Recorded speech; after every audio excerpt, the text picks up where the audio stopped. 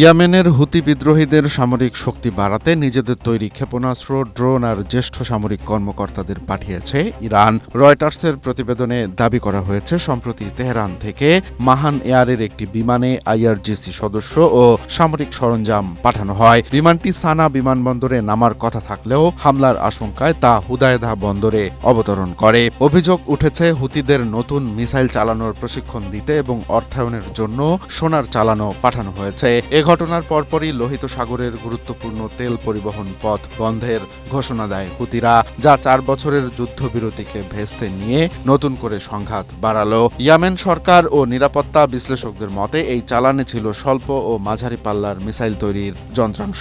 জীবন অবাক না করলে কে করবে? 28% মিল্ক ফ্যাটের অবাক করার সাথে ফ্রেশ মিল্ক পাউডার। জীবন অবাক করুক প্রতিদিন। ফলে বাব এল মানদেব প্রণালী ও আন্তর্জাতিক নৌ চলাচলে বড় ধরনের নিরাপত্তা ঝুঁকি তৈরি হলো। তবে হুতি গোষ্ঠী ও ইরান উভয়ই এসব অভিযোগ অস্বীকার করেছে।